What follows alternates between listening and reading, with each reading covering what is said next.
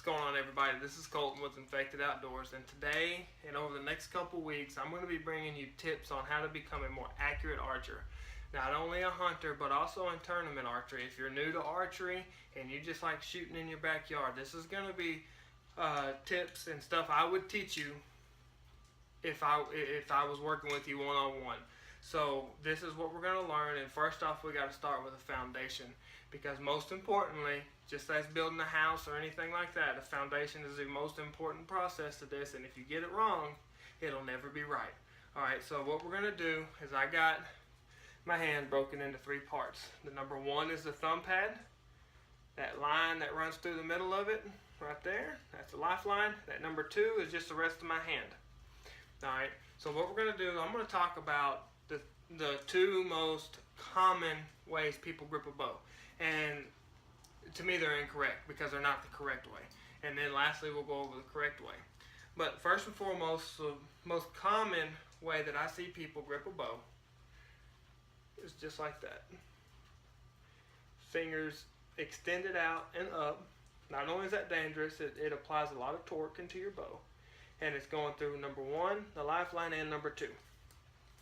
So all three parts of my hand are on this bow that I've already discussed.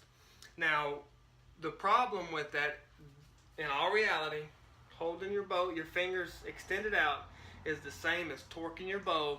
You're just torquing it to the opposite direction. Alright, so on a right-handed archer, a good white knuckles, and that's what you hear people call white knuckle or death grip, that's what it's going to look like. It's going to go on a right-hand archer to the right through paper and left the other way. So, in all reality, you want to be able to relax your hand. But unfortunately, like this, you'll never be able to relax the whole thing. You'll never be able to get a relaxed hand on this bow running through all different parts of your hand. So, the second most common grip that I see is in the lifeline. And that's not a terrible spot to be, but the thing is, it can get better. So whenever your bow's sitting there like that, what happens is you draw back on an animal, adrenaline hits you. Something that comes with adrenaline is increased heart rate, increased blood flow. So your hand has a bunch of blood vessels that run through it, so whenever you get excited and adrenaline hits you, it's going to transfer to this grip, and it's going to give you a lot of unnecessary pin float that's going to make it hard to aim in a precise spot, whether it be on a target or a 3D animal, or just even at the animal in general, and you'll get shook up real bad.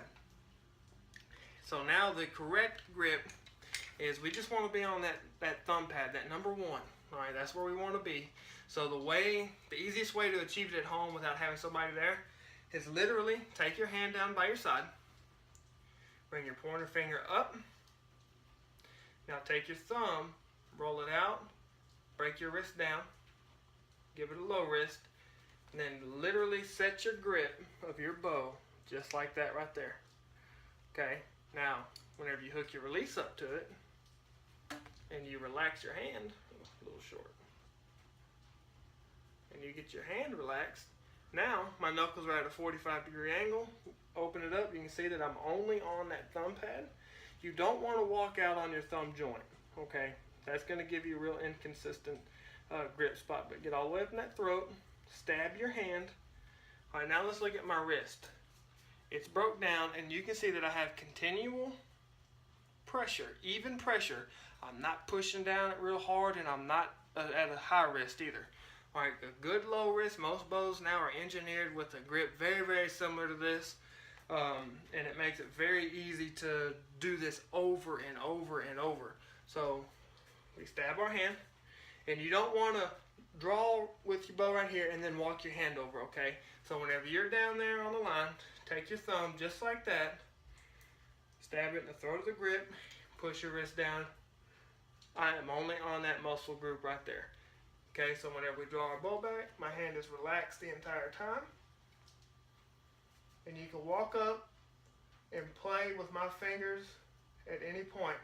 Now, something you may want to keep in mind, if you can't really get your fingers off of the bow, which isn't bad, but if it's a mental thing, or you like to put a lot of finger pressure, let's look at that real quick, like that right there. Fold your hand underneath itself. Just roll it right underneath there and relax it. Not only does this take a lot of pin float out, As we progress through these steps, it's going to give you a super rigid aiming platform, which is going to make you extremely accurate. Okay, so it's a hard spot, it's a pressure point in there. It does not hurt, it's not a painful pressure point, but you'll be able to feel it on that thumb pad whenever it's right. So get out, break out your bows this week, whenever the rain clears up, if you live in East Texas, and have some fun. Try this new grip, try getting it on that thumb pad, okay? Don't forget to subscribe to the channel, so that way you can keep updated. As we progress through this, you will become a better archer. Yeah, I promise you, your group sizes will shrink at all distances whenever you try this, whenever you get this down, okay?